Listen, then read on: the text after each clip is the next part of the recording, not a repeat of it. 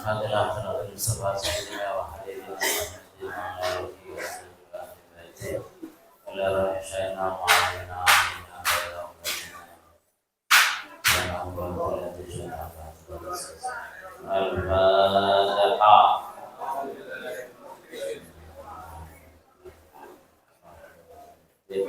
Ya benar.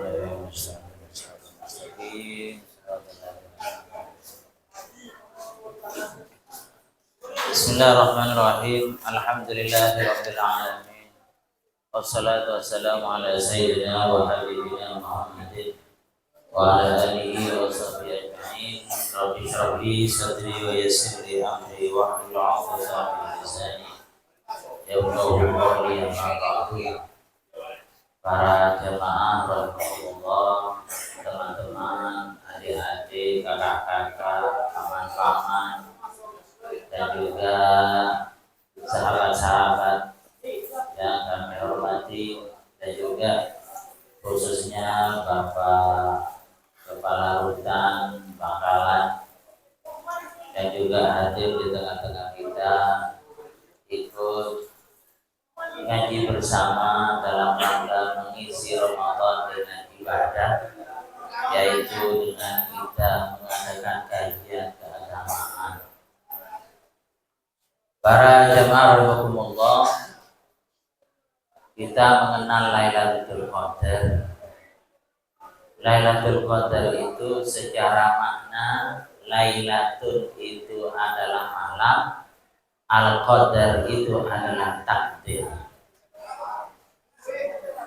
Kenapa diberi nama Lailatul Qadar?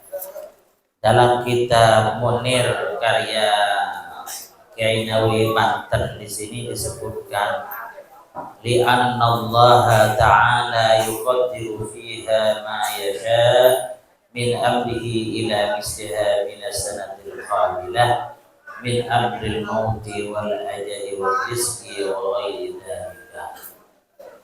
Karena pada malam itu Allah Ta'ala menentukan atau menakdirkan yang Ia kehendaki yang berkaitan dengan apa yang akan kita lakukan dalam 1 tahun ke depan. Di antaranya apa saja, yaitu min amril mauti, urusan kematian, urusan juga rezeki ataupun hal yang lain. Itu malam Lailatul Qadar namanya, sehingga disebut dengan Lailatul Qadar. Kemudian keputusan itu diberikan kepada malaikat yang bertugas. Malaikat itu diantaranya adalah Israfil, Mikail, Azrail, dan Jibril. Mereka lah yang mengetahui tentang apa yang kita lakukan untuk setahun ke depan. Ini adalah orang dalam, mengetahui rezeki kita apa turun apa naik, bahkan kematian kita, apakah kita tahun depan masih berpuasa Ramadan atau kita puasa di dalam kuburan. Naudzubillah, mudah-mudahan kita masih diberi panjang umur, amin Allahumma. Jadi bisa puasa di bulan Ramadan lagi. Jadi di malam Lailatul Qadar itulah akan diketahui tinggal berapa tahun umur kita. Apa tahun ini sudah tidak ada, atau rezeki kita apa banyak apa enggak di malam Lailatul Qadar. Tentang masalah waktu itu sangat disamarkan oleh Allah, tidak ditentukan, bahkan tidak dibuka di umum. Khusus Allah Ta'ala yang mengetahui. Cuman ulama sepakat bahwa Lailatul Qadar itu ada di bulan Ramadan. Digiring lagi bulan Ramadan kapan? 10 terakhir. Ini adalah yang ada dalam beberapa turos, dalam beberapa referensi yang kita miliki. Yang jelas itu adalah 10 terakhir. Termasuk sekarang ini kita masuk dalam 10 terakhir. Makanya pada saat ini kajian dengan tema Lailatul Qadar. Ulama berbeda pendapat tentang waktu yang sebenarnya. Cuman ulama-ulama itu semacam perkiraan. Kalau masalah kesepakatan bulan Ramadan, jumhurul ulama atau mayoritas ulama sepakat. Tanggal berapa ini yang kita nggak tahu. Kalau versi Ibnu Abbas, hitung-hitungan Ibnu Abbas itu mengatakan angka yang paling disenangi oleh Allah adalah angka ganjil. Di antara angka ganjil yang disenangi oleh Allah adalah 7. Kemudian Ibnu Abbas dalam kitab ini oleh Syekh Nawawi Banten juga dijelaskan apa dasar dari 7 itu memang dicintai oleh Allah. Syekh Nawawi Banten menyebutkan bahwa banyak fakta yang membuktikan, di antaranya Allah menciptakan langit dengan 7 lapis. Allah menciptakan bumi dengan 7 lapis. Allah menciptakan jumlah hari, Senin, Selasa, Rabu, Kamis, Jumat, Sabtu, Ahad, ada 7. Jadi Senin, Selasa, Rabu, Kamis, Jumat, Sabtu, Ahad. Ini 7 hari. Dalam satu pekan 7 hari. Dan juga Allah Ta'ala menciptakan tingkatan-tingkatan neraka itu ada 7. Allah Ta'ala mensyariatkan tawaf, jumlah tawaf itu 7. Bahkan anggota sujud kita pada saat kita sholat itu ada 7. Sehingga kalau umpamanya kita ternyata pada saat sujud hanya 5 atau hanya 3, maka tidak sah sholat kita. Karena anggota sujud itu ada 7. Dan ini adalah fakta bahwa Allah Ta'ala itu sangat menyukai hitungan 7. Sehingga fadalla dzalikal adad ala annaha as-sabi' wal 'ishrun. Menyimpulkan bahwa Lailatul Qadar itu sangat dekat dengan tanggal 27. Tapi lagi-lagi ini adalah perkiraan saja. Ada bukti lagi, Ibnu Abbas juga memaparkan. Bukti di sini dikatakan anna hadhihi surah salasuna kalimat. Surat Inna Anzalnahu itu ada 30 kalimat. Tapi di sini tidak ikut aturan nahwu sharaf. Penghitungan kalimat di sini adalah berdasarkan versi tafsir. Sehingga kalau ikut nahwu sharaf bisa jumlahnya lebih dari 30. Tapi karena ini adalah versi sendiri daripada ilmu tafsir, sehingga jumlahnya adalah 30. Wa qawlu ta'ala hiya wa ashabi wa ishrun. Lafal hiya dalam surat Inna Anzalnahu itu ada di urutan yang ke-27.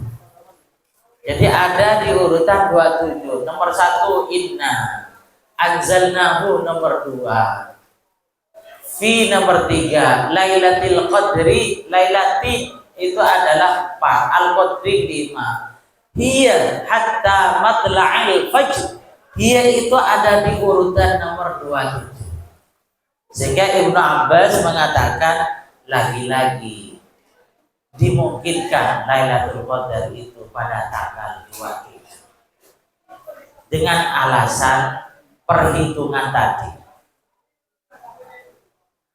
Ada dasar lagi. Ibnu Abbas juga mengatakan annahu qala Lailatul Qadri tis'atu ahrufin wa huwa madhkurun salasa marrat. Lafaz Lailatul Qadri itu jumlah hurufnya ada 9 dan dalam surat itu diulang 3 kali. 9 kali 3 jumlahnya adalah 27. Lagi-lagi 27. Sehingga Ibnu Abbas rupanya condong pendapat Lailatul Qadar itu 27. Termasuk tetangga kita Syekh Nawawi Banten, Jawa Tengah, yang mengarang kitab ini namanya Syekh Nawawi Banten. Tetangganya Pak kepala kita ini dekat. Jadi beliau setuju kalau 27. Tapi lagi-lagi saya katakan ini adalah sebatas perkiraan, bukan ilmu pasti. Kemudian ada lagi dasar daripada siapa di sini? Ada seorang sahabat yang mempunyai budak. Budak itu mengatakan dalam setiap bulan air laut yang asin itu mengalami menjadi tawar airnya setiap bulan. Jadi air laut sedunia yang tak asin rasanya itu pada bulan, setiap bulannya ada waktu itu tawar.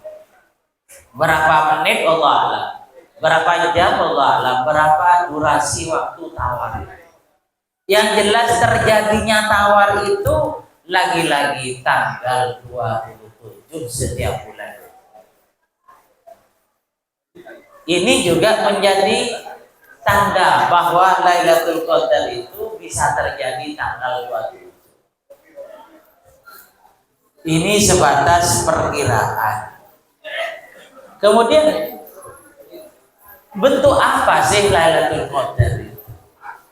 Ini kadang-kadang teman-teman mempunyai perasaan, mempunyai pikiran Lailatul Qadar itu seakan-akan berbentuk benda yang turun.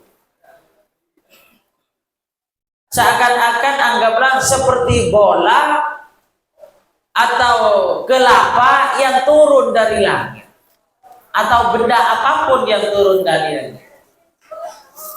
Sebenarnya tidak seperti itu. Jadi perlu kita lihat tanazzalul malaikatu warruhu fiha biidzni rabbihim min kulli amrin salam hiya hatta matla'il fajr. Lailatul Qadar itu adalah waktu Allah Ta'ala memberi izin kepada malaikat Jibril dan kawan-kawan untuk turun ke bumi. Itu saja. Jadi malaikat pada malam Lailatul Qadar itu turun dengan beberapa jumlah yang besar tentunya. Dengan izin Allah yang dikomando oleh Panglima Jibril sebagai panglimanya. Nah ini namanya Lailatul Qadar. Dipanggil, kasarnya tanda kutip ya. Allah Ta'ala memberi mandat kepada malaikat Jibril untuk turun ke bumi. Itu Lailatul Qadar. Waktu yang disuruh turun itu Lailatul Qadar. Kapan waktunya? Mulai dari maghrib sampai subuh. Jadi bukan hanya sebentar. Jadi kalau umpamanya saat ini malaikat Jibril diberi mandat oleh Allah untuk turun ke bumi, nanti maghrib sudah mulai tugas. Maghrib sudah mulai tugas. Apa tugasnya malaikat Jibril dan kawan-kawan? Pergi ke kita sebagai muslim muslimah, mukmin mukminah, semua menyampaikan salam Allah. Mereka malaikat itu mengatakan assalamu yukri'ukumus salam. Hei mukmin, hei fulan, ada salam dari Allah, disuruh sampaikan kepada kamu. Ini luar biasa ya. Kita akan mendapat salam dari Allah. Apa arti salam? Salam itu adalah keselamatan. Kalau kita terjemah langsung, kita akan diberi keselamatan oleh Allah di malam Lailatul Qadar. Semua termasuk malaikat itu akan masuk ke kamar-kamar teman ini. Kamar C1, C2, C3 dan sebagainya. Akan masuk malaikat. Akan masuk dan menyampaikan salam Allah kepada kita semua. Termasuk kepada penghuni C1, C2 dan seterusnya. Cuman bedanya begini.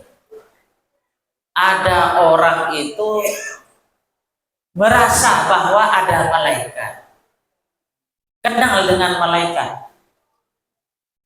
Ada orang tidak tahu, sehingga sebagaimana kasus tadi Ibnu Abbas bercerita bahwa Lailatul Qadar itu tanggal 27. Ini pengalaman pribadinya. Tanggal 27 dia salaman dengan malaikat yang memang kebetulan diutus oleh Allah untuk menjumpai kita. Karena mereka malaikat itu salaman dengan kita, cuma kita tidak merasa. Kenapa kita tidak bisa melihat? Karena mata kita penuh dengan dosa kepada Allah. Tangan kita penuh dosa kepada Allah. Dan anggota tubuh yang lain banyak dosa kepada Allah. Sehingga kita tidak bisa merasa bertemu dengan malaikat, atau bahkan tangan kita dipegang oleh malaikat, kita nggak merasa. Padahal tangan antum semua ini dipegang oleh malaikat.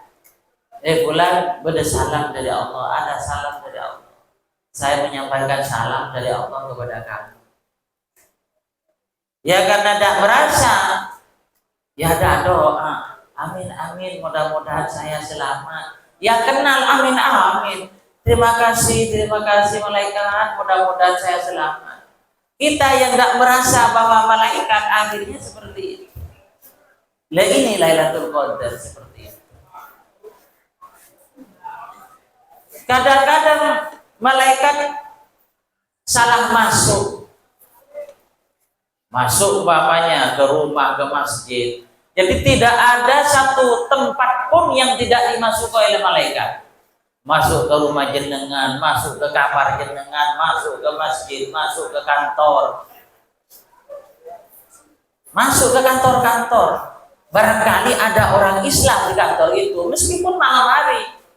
Ternyata umpamanya tidak ada, umpamanya ruangan dari Bapak Kepala Rutan. Bapak Kepala Rutan kok tidak ada di kamarnya. Di kantornya, ya di rumahnya atau di masjid, dilacak oleh malaikat. Oh ternyata ada di masjid itikaf. Jadi semua tempat-tempat dimasuki oleh malaikat. Dilacak mana orang Islam, mana orang mukmin, dilacak. Cuman ada beberapa orang yang tidak mau malaikat masuk. Tidak mau malaikat salaman, tidak mau malaikat menyampaikan salam Allah kepada dia. Contoh umpamanya, ternyata masuk ke masjid sini ya, katakan di masjid sini. Malaikat Jibril bahkan yang diutus langsung komandan. Yang masuk ke rutan langsung komandan, malaikat Jibril yang masuk ke masjid. Kan banyak, jadi anggap kepala rutan disalami oleh malaikat Jibril. Saya menyampaikan salam dari Allah untuk jenengan. Kemudian satunya juga gitu, satunya juga gitu. Ternyata satu atau dua oleh malaikat Jibril tidak disalam. Ada seperti itu. Gak mau malaikat, gak mau salaman, gak mau menyampaikan salam dari Allah. Siapa? Dia adalah orang yang tanda kutip, amit permisi ya, orang yang selalu nyabu, orang yang selalu minum khamr. Ini malaikat gak mau. Jadi malaikat gak mau. Umpamanya ini ya, ini orang, katakan orang. Malaikat Jibril atau malaikat yang lain dari sini. Mungkin terakhir Bapak kepala rutan, Bapak ada salam dari Allah, atau bahasa langsungnya, insya Allah jenengan akan dijadikan orang yang selamat oleh Allah. Gitu, malaikat itu ucapannya seperti itu. Kemudian sampai ini ke bangku ini, loncat, kok langsung ke saya? Gimana malaikat kok tidak ini? Ya karena malaikat gak mau. Karena diantaranya adalah selalu mabuk orang ini. Karena orang ini selalu mengkonsumsi sabu-sabu orang. Dalam kitab ini ada ini, illa ala mudmini khamrin, orang yang suka mengkonsumsi itu malaikat gak mau. Jadi tidak didoakan. Kecuali yang sudah berhenti. Kalau yang sudah berhenti, umpamanya ini tahun lalu ini mabuk terus, dapat 1 minggu tobat kepada Allah. Setelah nyampe di sini, ya tetap didoakan oleh malaikat. Fulan bin fulan, ada salam dari Allah, Anda akan diselamatkan oleh Allah. Ini janji luar biasa loh. Yang menjamin Allah bukan siapa. Janji luar biasa. Yang menjamin Allah. Jangan khawatir jenengan. Yang menjamin Allah. Insya Allah selamat. Karena yang menjamin adalah Tuhan kita. Terus siapa lagi? Di sini dikatakan wa qati'i rahimin, orang yang tidak baik-baik dengan kerabat. Kadang saudara bertengkar. Kenapa? Rebut warisan, rebut kaplingan miliknya ayah, rebut rumah miliknya ayah, rebut mobil miliknya ayah, rebutan. Ini juga malaikat gak mau itu. Menyampaikan salam atau mendoakan, malaikat gak mau. Gak mau. Wa akililah mehengzerin, ini lagi ya, orang yang makan daging babi. Tapi daging babi ini tanda kutip. Apa daging babi itu dan yang sesamanya? Yaitu yang makan barang haram, yang minum barang haram. Ini malaikat gak mau. Semua orang muslim sedunia disalami oleh malaikat dan disampaikan salam Allah kepada orang itu, kecuali orang yang seperti itu. Orang yang suka makan barang haram.